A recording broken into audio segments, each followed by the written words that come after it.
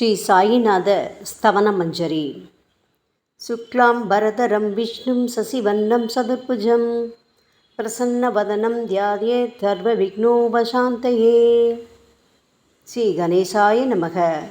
மகா கணபதியே, எல்லாவற்றுக்கும் ஆதாரமானவரே, மயூரேஸ்வரா, எல்லாவற்றுக்கும் சாட்சியாக விளங்குபவரே, கௌரியின் புதல்வரே, எண்ணங்களுக்கெல்லாம் அப்பாற்பட்டவரே, பெருத்த வயிறுடையவரே, ஸ்ரீ கணேசா, எங்களை காத்தருள்வீர். நீ எல்லா பூதகணங்களுக்கும் முதல்வன், தலைவன். எனவே கணேசன் என அழைக்கப்படுகின்றீர்கள். நீ எல்லா சாஸ்திரங்களாலும் ஏற்றுக்கொள்ளப்பட்டவர்.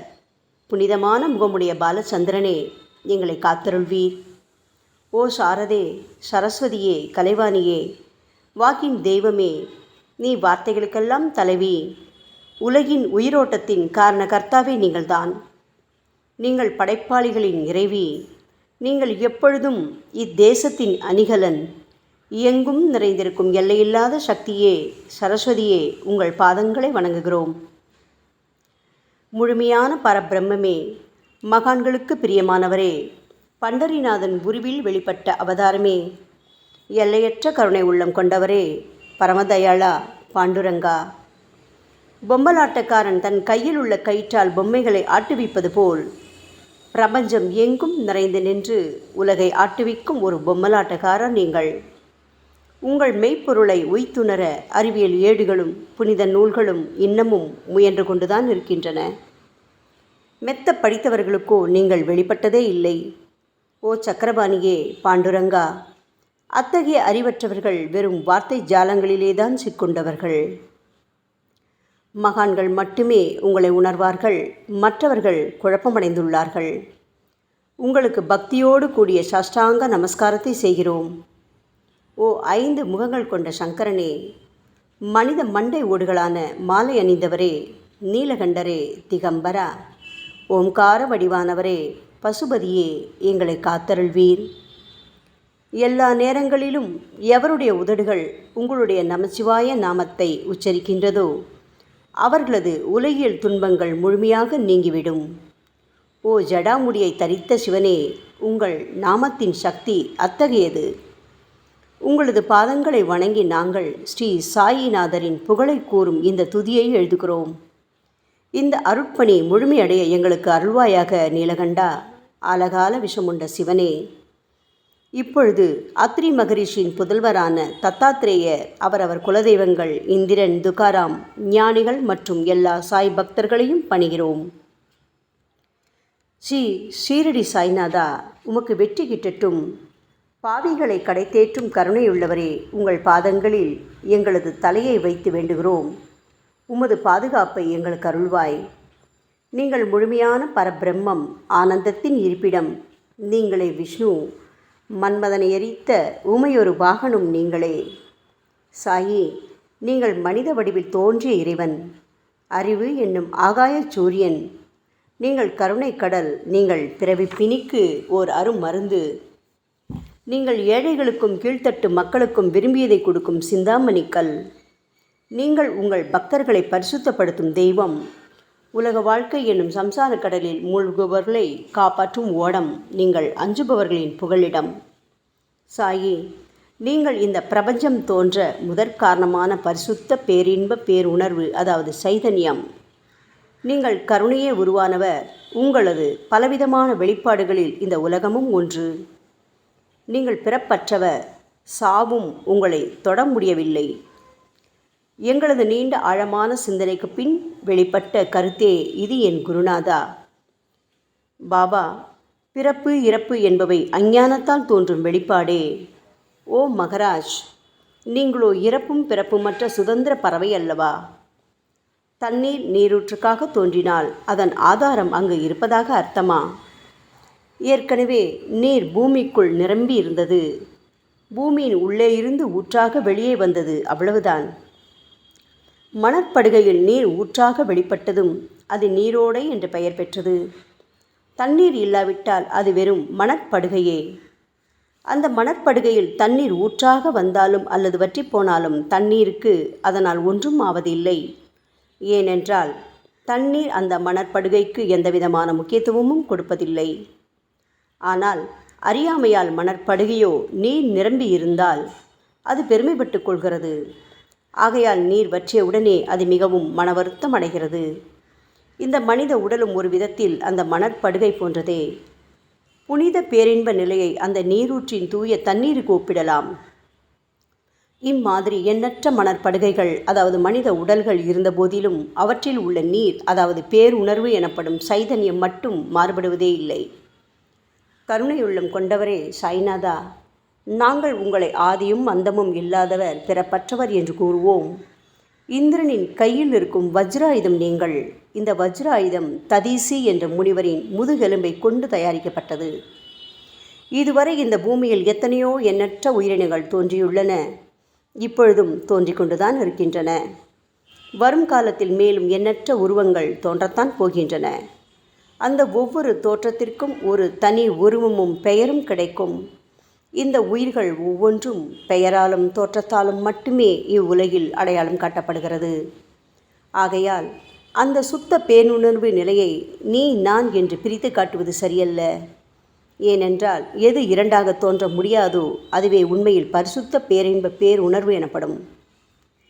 அது ஒன்றே அனைவரின் உள்ளும் ஆத்மா என்ற பெயரில் உள்ளது. மேலும் உண்மையை சொல்வதானால் அந்த ஒரே ஒரு சுத்த பேரின்ப பேருணர்வு நிலைதான் உலகம் முழுவதும் வியாபித்திருக்கிறது. அப்படி இருக்கையில் நீ நான் என்ற வேற்றுமைகள் எவ்வாறு இருக்க முடியும்? நீருண்ட மேகத்தில் உள்ள நீரின் தன்மை உலகெங்கிலும் ஒன்றே. ஆனால் அது பூமியை அடைந்ததும் வெவ்வேறு தோற்றங்களை நதி, ஏரி, ஊற்று என ஏற்கின்றன. கோதாவரி மணற்படுகையில் விழும் நீர் கோதாவரி நதி என்றழைக்கப்படும். அதே சமயம் கிணறு ஒன்றில் விழும் நீருக்கு அந்த சிறப்பு தகுதி கிடைப்பதில்லை. கோதாவரி நதி மிகவும் புனிதமானது. சாயி, நீங்கள் அதில் உள்ள தூய நீரை போன்றவர், நாங்களோ குளம், குட்டை, சகதியில் உள்ள நீர் போன்றவர்கள். நம் இருவருக்கும் இடையே உள்ள வித்தியாசம் இதுதான். பாபா, எங்கள் வாழ்வின் குறிக்கோளை அடைவதற்கு நாங்கள் உங்களிடம் வரவேண்டும். கூப்பிய கரங்களுடன் உங்கள் பாதங்களை சரணடைய வேண்டும். ஏனென்றால் நீங்கள் ஒருவரே புனிதத்தின் உறைவிடம் என் குருநாதா. புனிதமடைந்த கோதாவரி நதி மணற்பரப்பில் மழை நீர் பாயத் தொடங்கும் போது அந்த நீர் புனிதத்தன்மையை அடையும். அதை வெறும் தண்ணீராக மட்டும் கருதினால் அந்த தண்ணீர் தான் எல்லா இடங்களிலும் இருக்கிறதே. கோதாவரி நதி தீரம் முழுவதும் புனிதமாக கருதப்பட்டது. பூமியின் அந்த மணற்பகுதி அதன் புனித தன்மையை நிர்ணயம் செய்கிறது. நீருண்ட மேகத்தினின்று கீழே விழுந்த நீரின் புனிதத்தன்மையை எந்த பூமியின் பகுதி மாற்றவில்லையோ அந்த பகுதியை கோதாவரி என்று கூறுகிறார்கள். மற்ற பகுதிகளில் விழுந்த நீர் அந்த பகுதியில் உள்ள மண்ணின் குணத்தை ஏற்றுக்கொண்டது, புனித தன்மையை இழக்கிறது. மேகத்தில் பரிசுத்தமாக இருந்த நீர் அசுத்தமாகவும் கசப்பாகவும் உப்பாகவும் மாறிவிட்டது. 6 வித உட்பகைகளான காமம், கோபம், பேராசை, வெறுப்பு, அகங்காரம், பொறாமை இவற்றை அகற்றி புனித உடலெடுத்து வந்த குருநாதா, குருதேவா, தங்களை புனித மகான் என்று அழைப்பதே சால பொருந்தும். ஆகவே நீங்களே புனித கோதாவரி. நாங்கள் உங்களை புனித கோதாவரியாக உருவகம் செய்கிறோம். இயங்கும் அத்தனை படைப்புகளிலும் நீங்கள் சிறப்புற முதன்மை பெறுகின்றீர்கள். உலகம் தோன்றியது முதலே பிரம்மா உயிர்களை படைக்க ஆரம்பித்ததிலிருந்தே கோதாவரி நதி இருக்கிறது. நீர் நிறைந்து பாயும் அந்த நதியில் இன்று வரை தண்ணீர் வற்றியதே இல்லை. ராமர் கோதாவரி நதியின் கரைக்கு வந்தபோது ஓடிக்கொண்டிருந்த தண்ணீர் இன்று வரை அதே இடத்தில் எப்படி இருக்க முடியும்? கோதாவரி நதியின் மணற்படுகை மட்டும் அதேதான். தண்ணீர் கடலை சென்றடைந்து விட்டது. ஆனால் அந்த கோதாவரி நீர் படுகையுடன் புனிதத்தன்மை மட்டும் என்றுமே மாறாமல் இன்று வரை அப்படியே உள்ளது. ஒவ்வொரு வருடமும் பழைய நீர் வெளியேறி புதிய நீர் அதற்குள் பாய்கிறது. உங்களுக்கு தெரிந்த வாழ்க்கை நியதிதானே இது. ஒரு நூற்றாண்டை ஒரு ஆண்டாக கணக்கிட்டால் அந்த நூற்றாண்டில் தோன்றிய முனிவர்கள் பாயும் நீரை போன்றவர்கள். அவர்களில் மிகப்பெரிய மகான்கள் அந்த நீரில் தோன்றும் அலைகள் போன்றவர்கள். இந்த புனித கோதாவரி நதியில் முந்தைய நூற்றாண்டுகளில் சனாதனர், சனதர், சனந்தனர் போன்ற மகான்கள் வெள்ளமாக தோன்றினார்கள். பிறகு நாரதர், தும்புரு, துருவன், பிரகலாதன், மகாபலி சக்கரவர்த்தி, சபரி, அங்கதன், வாயுகுமாரனான அனுமான், விதுரர், கோபர்களும் கோபியர்களும் வெள்ளமாக தோன்றினர். இவ்வாறு இன்று வரை கடந்த நூற்றாண்டுகள் ஒவ்வொன்றிலும் ஒன்றன் பின் ஒன்றாக மகான்களாகிய வெள்ளம் தோன்றியது. அவற்றை எல்லாம் எங்களால் ஞாபகப்படுத்தி கூற முடியவில்லை. ஓ சாயிநாதா, இந்த 19ஆம் நூற்றாண்டில் புனித கோதாவரி நதியில் சந்தேகத்திற்கு இடமில்லாமல் நீங்கள் வெள்ளமாக பாய்ந்தீர்கள். எனவே உமது தெய்வீகமான பாதங்களை தொட்டு வணங்குகிறோம். சாய் மகராஜா, நாங்கள் செய்யும் தவறுகளை தயவு செய்து உங்கள் கவனத்தில் வைத்து கொள்ள வேண்டாம் என மன்றாடி கேட்டுக்கொள்கிறோம். சாயி, நாங்கள் எளியவர்கள், ஏதும் அறியாதவர்கள், தீய குணங்கள் கொண்ட மிகப்பெரிய பாவிகள். எங்களை புறந்தள்ளி விடாதீர்கள், கைவிட்டு விடாதீர்கள். மட்டமான உலோகத்தையும் தங்கமாக மாற்றும் சக்தி கொண்ட ரசவாத கல் இரும்பினுடைய இயற்கையான தன்மைகளை பொருட்படுத்துவதில்லை. அதேபோல் கோதாவரி நதியும் தன்னுள் கலக்கும் சிறு சிறு ஓடைகளை திருப்பி அனுப்புவதில்லை. பாபா, அநேக தீய குணங்களை எங்களுக்குள் கொண்டவர்கள் நாங்கள். உங்களது கருணை மிகுந்த பார்வையால் தயவு செய்து அவற்றை சடுதியில் அழித்து விடுங்கள். இது மட்டுமே தான் உங்கள் அடிமைகளான எங்களது வேண்டுகோள். ரசவாத கல்லின் தொடர்பு ஏற்பட்டும் இரும்பின் இயற்கை தன்மைகள் அழிக்கப்படாவிட்டால் சாயிநாதா, அது ரசவாத கல்லின் பெருமைக்கு இழுக்கல்லவா? பாபா, எங்களை பாவியாகவே இருக்கும்படி விட்டுவிடாதீர்கள். தங்களை குறைவாக மதிப்பிட்டு கொள்ளாதீர்கள். நீங்கள் ரசவாத கல், நாங்கள் இரும்பு. எங்களுக்கு ஏற்படும் இழிவுகள் தங்களுக்கு ஏற்படும் இழிவுகள் அல்லவா? சாயிநாதா, குழந்தைகள் தவறுகள் செய்து கொண்டேதான் இருக்கிறது. ஆனால் அதற்காக தாயார் என்றுமே கோபமடைவதில்லை. இதை தயவு செய்து தாங்கள் நினைவில் வைத்து கொண்டு எங்களுக்கு உங்கள் அருளாசிகளை தாருங்கள். ஓ சத்குரு சாய்நாதா, நீங்கள் எனது கற்பக விருட்சம், சம்சார கடலை கடக்க உதவும் கப்பல். சந்தேகத்திற்கு இடமின்றி நீங்கள் ஒருவர் மட்டுமே எங்களை கடைதேற்ற முடியும். சாயி, நீங்களே எங்களுக்கு காமதேனுவாகிய பசு. நீங்கள் சிந்தாமணி கல், ஞானவானில் சூரியனும் நீங்களே. நீங்கள் நற்பண்புகளின் சுரங்கம், ஸ்வர்க்கத்திற்கு ஏறிச் செல்லவதும் ஏனியும் நீங்களே அல்லவா எங்களது குருநாதா?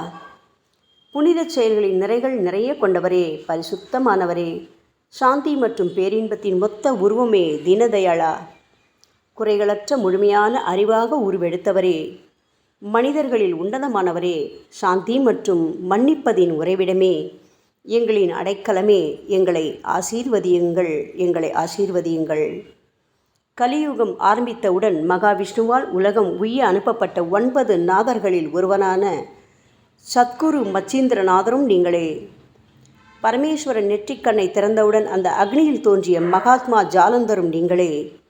நீங்கள் மகாராஷ்டிராவில் தோன்றி பக்தி மார்க்கத்தை பரப்பிய ஞானிகளான நிவிருத்திநாதர், ஞானேஸ்வரர், கபீர்தாசர், ஷேக் முகமது ஏகநாதர். சாயி, நீங்கள் சிவனின் ஓர் அவதாரம், தத்தகுரு. நீங்களே பண்டரிநாதர். நீங்கள் ஆஞ்சநேயரின் மறு அவதாரம் ராமதாசர். நீங்கள் மகாராஷ்டிர ஞானி பாண்டுரங்கன் மீது கீர்த்தனை இயற்றிய துக்காராம். சாயிநாதா, நீங்கள் முஸ்லிம் ஞானி ராமபக்தர் சகாராம். நீங்கள் தத்தாத்ரேயரின் மறு அவதாரம் மாணிக் பிரபு. பாபா, உங்களது அவதார தோற்றம் மற்றும் உங்களுடைய எண்ணற்ற தன்மை புரிந்து கொள்ள எங்களுக்கு உண்மையில் கடினமாக இருக்கிறது. உங்களது ஜாதி குலம் பற்றிய எதையும் நீங்கள் எவருக்கும் வெளிப்படுத்தியதில்லை. சாயி, சிலர் உங்களை முஸ்லீம் என்கிறார்கள், சிலரோ உங்களை பிராமணர் என்கிறார்கள்.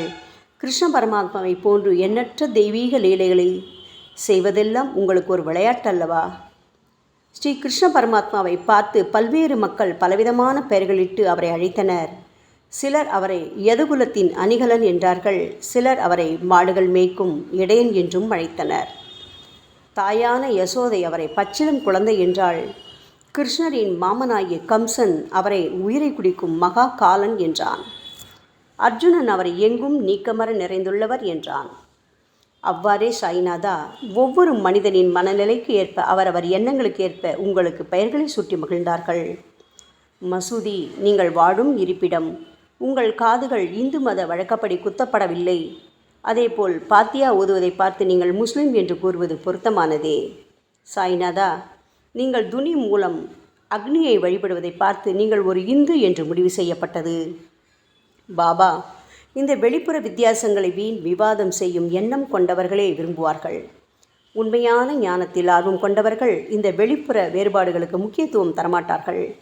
சாயி, நீங்களோ பிரம்மத்தின் நிலையில் இருக்கின்றீர்கள். ஜாதி குலம் போன்றவை உங்களுக்கு முக்கியமில்லை. நீங்கள் எல்லோருக்கும் மேலான உயர்ந்த குருவாகவும் இந்த பிரபஞ்சத்தை படைத்தவராகவும் இருக்கின்றீர்கள்.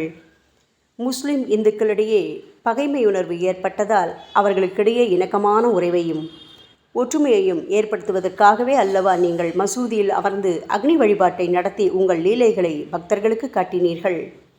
நீங்கள் ஜாதி மதங்களுக்கு அப்பாற்பட்டவர். நீங்கள் பிரம்மமே, நீங்கள்தானே சாயி. உண்மையில் நீங்கள் எங்களது எண்ணங்களுக்கெல்லாம் அப்பாற்பட்டவர். உங்களை பற்றிய வாதி பிரதிவாதங்கள், ஊகங்கள், ஆதாரம் இல்லாத கருத்துக்கள் இருக்கும் இடத்தில் எங்கள் வார்த்தைகளுக்கு முக்கியத்துவம் எப்படி கிடைக்கும்? ஆனால் சாயிநாதா, உங்களை பார்க்கும் பொழுது எங்களால் மௌனமாக இருக்க முடியவில்லை. வார்த்தைகளால் போற்றுதலே உலக வழக்கம். எனவே உங்கள் அருளாசியுடன் சாயிநாதா, வார்த்தைகளால் எப்படியெல்லாம் உங்களை போற்ற முடியுமோ அவ்வண்ணமே போற்றி புகழ்கிறோம். கடவுளின் நிலையை விட மகான்களின் நிலை வேறுபட்டும் மிக உயர்ந்ததாகவும் இருக்கும். மகான்களின் அருகில் நான் எனது போன்ற எண்ணங்களுக்கு இடமே இல்லை. கடவுளை வெறுத்ததால் இரண்யகசிபுவும் விஷ்ணுவால் கொல்லப்பட்டார். ராமனால் ராவணன் கொல்லப்பட்டன. மகான்கள் கைகளால் இத்தகைய துர்சம்பவங்கள் ஏற்பட்டதே இல்லை. அரசன் கோபிச்சந்தன் முனிவர் ஜாலந்தரரை சாணக்குவியலுக்குள் புதைத்தான். ஆனால் அந்த நிலையிலும் அரசரின் இந்த செயலுக்காக அந்த முனிவர் வருத்தப்பட்டதே இல்லை. அரசனின் அந்த செயலுக்கு நேர்மாறாக அந்த அரசனை சம்சார சூழலிலிருந்து விடுவித்து அவனை முக்தியடை செய்தார். மகான்களின் சக்தி இப்படிப்பட்டதே. அவற்றை விவரித்து கூற முடியாது.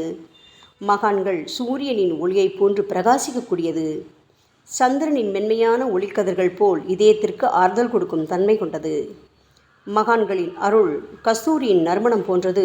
அவர்கள் கரும்பு சாற்றினை போல் இனிப்பானது. மகான்கள் நிச்சயமாக நல்லவர்களிடமும் தீயவர்களிடமும் ஒரே விதமாகவே நடந்து கொள்கின்றனர். அதற்கும் மேலாக பாவிகளிடம் அவர்கள் காட்டும் அன்பு அளவிட முடியாதது. கோதாவரி நதியில் அழுக்கடைந்த துணிகளே சுத்தம் செய்யப்பட வேண்டி வருகின்றன. சுத்தமான துணிகள் கோதாவரி நதியினின்று வெகு தூரத்தில் பெட்டியிலேயே தங்கிவிடுகின்றன. பெட்டியில் வைக்கப்பட்டிருந்த அந்த துணியும் ஒரு முறை கோதாவரி நதிக்கரைக்கு துவைப்பதற்காக வந்தது. இந்த உவமையில் பெட்டிதான் வைகுண்டம், நீங்களே கோதாவரி. கோதாவரி நதிக்கரையே நம்பிக்கை. எல்லா உயிரினங்களும் துணிகள். 6 விதமான மன விகாரங்களான காமம், கோபம், கஞ்சத்தனம், மதம், பொறாமை, மோகம் ஆகியவையே அவைகளை பற்றியுள்ள அழுக்கு. சாய்நாதா, தங்கள் பாதார விந்தங்களை வணங்குவதே கோதாவரியில் செய்யப்படும் புனித குளியல். ஓ சமர்த்தரே, எங்களது எல்லா பாவங்களையும் மன அழுக்கங்களையும் போக்கி எங்களை சுத்தப்படுத்துங்கள் குருநாதா. பாபா, எங்கள் சம்சார வாழ்க்கையில் உழலும் மக்களாகி நாங்கள் மேலும் மேலும் பாவம் செய்கின்றவர்களாக இருக்கிறோம். எனவேதான் உங்களை போன்ற மகான்களின் தரிசனம் பெறுவதற்கு நாங்கள் தகுதியுடையவர்களாகிறோம். கோதாவரி நதியில் தண்ணீர் நிரம்பியுள்ளது. படித்துறையில் துவைப்பதற்காக துணிகள் வருகின்றன. அவை துவைக்கப்பட்டு சுத்தப்படுத்தப்படாவிட்டால் அது கோதாவரி நதிக்கல்லவா இழுக்கை தேடித்தரும். என் குருநாதா, நீங்கள் அடர்ந்த இலைகளுடன் கூடிய நிழலையும் குளிர்ச்சியையும் தரும் மரம். உண்மையில் நாங்கள் எல்லாம் வழிப்போக்கர்கள். எங்களை 3 வித துக்கங்கள், அதாவது இயற்கை இடர்பாடுகளால் வரும் துன்பங்கள், எங்களது உடலுக்கு வரும் நோய் நொடிகள், அஞ்ஞானத்தால் நிரம்பிவிடும் பாவமூட்டை எனப்படும் வெயில் கடுமையாக சுட்டெரிக்கின்றன. கருணாமூர்த்தியே, சாயி, அந்த சுட்டெரிக்கும் 3 வித தாபங்களின் வெப்பத்திலிருந்து தயவு செய்து எங்களை காப்பாற்றும். தங்களது கருணை என்னும் குளிர்ந்த நிழல் இந்த சம்சாரம் என்னும் வாழ்க்கை கடலை கடக்க உதவும் தன்மை கொண்டது. பாபா, மரத்தின் அடியில் அமர்ந்தும் ஒருவன் சூரியனின் சுட்டெரிக்கும் வெப்பத்தை உணர்ந்தால் அது அந்த மரத்தை நிழல் தரும் மரம் என்று கூற முடியுமா என் குருநாதா? சாயி, உங்கள் அருளின்றி இந்த உலகில் நல்லது என்பது ஏற்படுவதில்லை. எனவேதான் தர்மத்தை நிலை நிறுத்துவதற்காக அந்த பரந்தாமனே அர்ஜுனனுக்கு நண்பனாக, வழிகாட்டியாக மற்றும் ஆன்மீகவாதியாக மாறினார். சுக்ரீவனின் அன்பினால் தானே விபீடனன் அரசன் ராமனின் நட்பை பெற்றான். சொல்லப்போனால் ஸ்ரீஹரியும் மகான்கள் மூலமாகத்தான் பெருமை பெற்றார். பிரம்மம் என்பது உருவமற்றது. எனவேதான் வேதங்களால் அதை வர்ணித்து கூற முடியவில்லை. ஆனால் பூமியில் அதை மனித உருவில் தோன்ற வைத்து மகான்கள் அதன் உருவமற்ற தன்மையை மாற்றினர். தாமாஜி என்ற பக்தனுக்காக பகவான் பாண்டுரங்கனை ஒரு தாழ்த்தப்பட்ட குலத்தில் பிறந்தார். சோகமேளா என்ற பக்தருக்காக உலகை காக்கும் தெய்வமே இறந்த எருமைகளின் உயிரற்ற உடல்களை எடுத்தார். மகாராஷ்டிர ஞானி மகான் ஏக்நாத் என்ற பக்தனின் பெருமையை உணர்ந்த பரம்பொருள் பாண்டுரங்கனின் மாறுவிடத்தில் வந்து தண்ணீர் சுமந்து உழைத்தார். உண்மையில் மகான்கள் எல்லாவற்றையும் தாங்கும் சக்தியும் சச்சிதானந்த பிரபுவாகிய இறைவனின் எஜமானர்களே. பாபா, இதற்கு மேல் நாங்கள் சொல்வதற்கு எதுவும் இல்லை. நீங்களே எங்களின் தாயும் தந்தையும். ஷீரடி கிராமத்தில் வசிக்கும் என் சத்குரு சாய்நாதா. சாயி, உங்கள் லீலைகளை எவர் ஒருவராலும் உண்மையிலேயே முழுமையாக புரிந்து கொள்ள முடியாது என்கின்ற பொழுது சாதாரண மனிதனாகிய நான் எவ்வாறு அவற்றை விளக்க முடியும் கூறுங்கள். எல்லா உயிரினங்களையும் காப்பாற்ற நீங்கள் ஷீரடிக்கு வந்திருக்கின்றீர்கள். மண் அகல் விளக்குகளில் வெறும் தண்ணீரை ஊற்றி அவற்றை எரிய வைத்தீர்கள். மிக குறுகிய மரப்பலகையை தொங்கும் ஊஞ்சல் படுக்கையாக்கி உங்கள் யோக சக்தியை உங்கள் பக்தர்களான எங்களுக்கு காட்டினீர்கள். அநேக பெண்களின் மலட்டுத்தன்மையை முழுவதுமாக நீக்கி குழந்தை பாக்கியத்தை பெறச் செய்தீர்கள். உதியின் மூலம் தீர்க்க முடியாத வியாதிகளையும் குணப்படுத்தி பரிபூர்ண சுகம் கொடுத்தீர்கள். என் சாயியே, இவ்வுலக சம்பந்தமான துன்பங்களை நீக்குவது உங்களுக்கு ஒரு பொருட்டே அல்ல. யானை ஒன்று எறும்பை சுமையாக கருதுமா? குருராயா, இப்பொழுது உங்களது பாதங்களை சரணடைந்து விட்டோம். எங்களை திருப்பி அனுப்பி புறந்தள்ளி விடாதீர்கள். எங்களின் மகாராஜ், நீங்கள் அரசர்களுக்கெல்லாம் அரசன். நீங்கள் குபேரனை விட செல்வம் அடைந்தவர். நிச்சயமாக தன்னிகரற்ற வைத்தியர். உங்களை விட மேலானவர் இந்த உலகில் நிச்சயமாக எவரும் இல்லை சாயி. மற்ற கடவுள்களை வணங்குவதற்கு தனித்தனியாக பூஜை பொருட்களும் வழிபாட்டு முறைகளும் உள்ளன. ஆனால் உங்களை வணங்குவதற்கு தகுதியான பொருட்களே இந்த உலகில் இல்லை என் குருநாதா. சூரியனின் ராஜ்யத்தில் தீபாவளி பண்டிகையை கொண்டாடுவதென்றால் எவ்விதமான பொருட்களை கொண்டு அதை கொண்டாடுவோம்? சமுத்திரத்தின் தாகத்தை தணிப்பதற்கு பூமியில் போதுமான தண்ணீர் கிடைக்காது. நெருப்பை சூடாக்குவதற்கு எங்கிருந்து அக்னியை கொண்டு வருவது? ஓ ஸ்ரீ சமர்த்த குருடாயா, பூஜை செய்ய உதவும் பொருட்கள் யாவற்றிலும் இருப்பது உன் ஆத்மாவே. ஆரம்பம் முதலே அவை உன் ஒரு பகுதியே அல்லவா?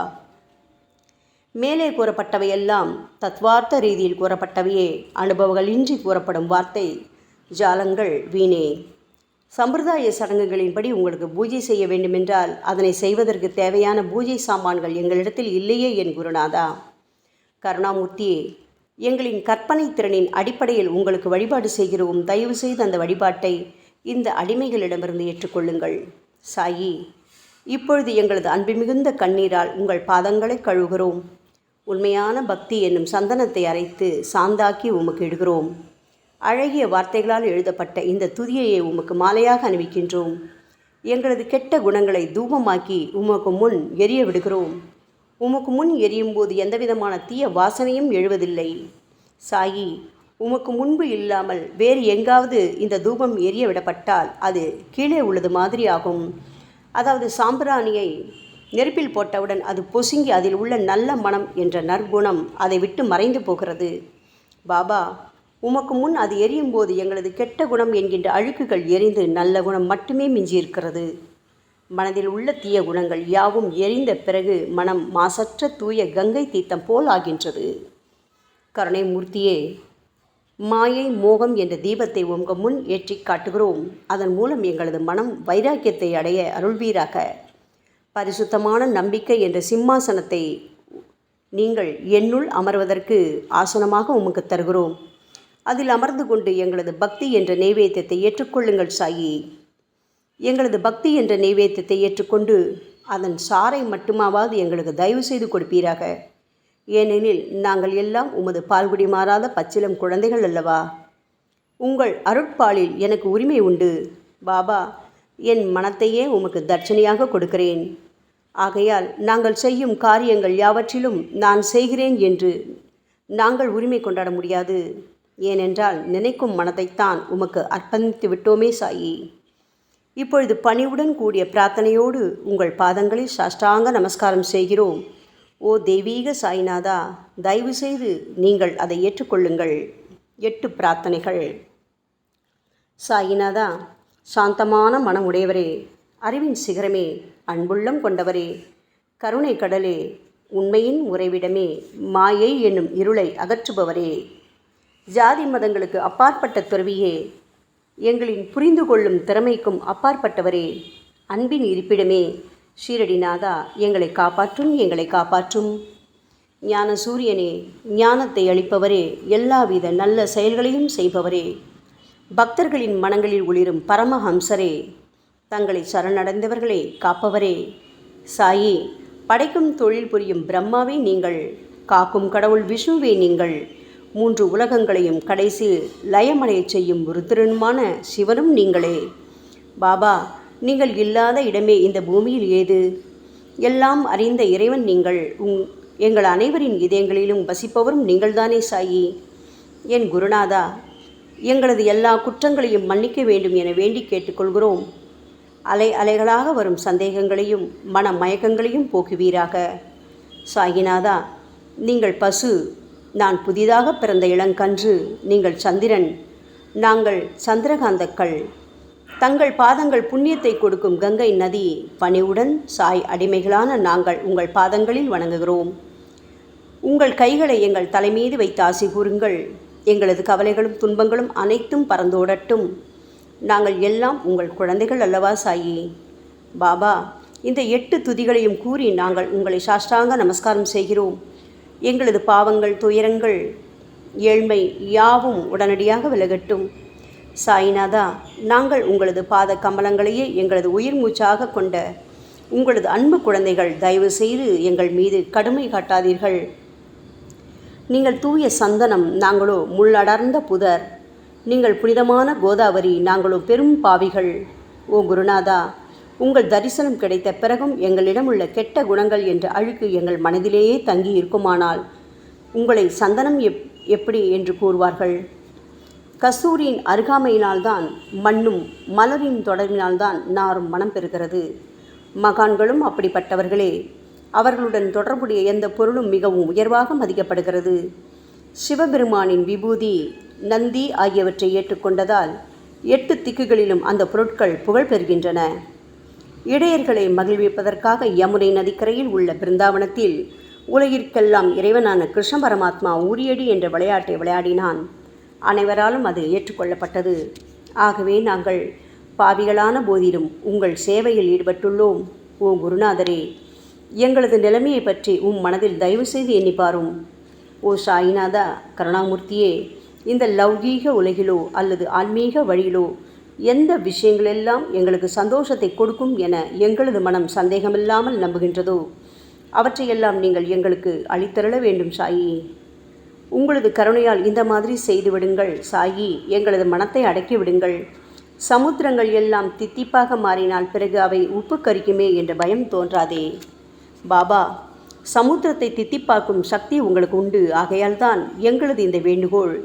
தயவு செய்து இந்த வேண்டுகோளை நிறைவேற்றுங்கள் சாயி. எங்களிடம் என்னென்ன குறைகள் உண்டோ அவை அனைத்தும் உங்களுடையதே. ஆத்ம ஞானம் பெற்றவர்களில் முதலிடத்தில் உள்ள உங்களிடம் குறை என்பதை பொருந்தாதே.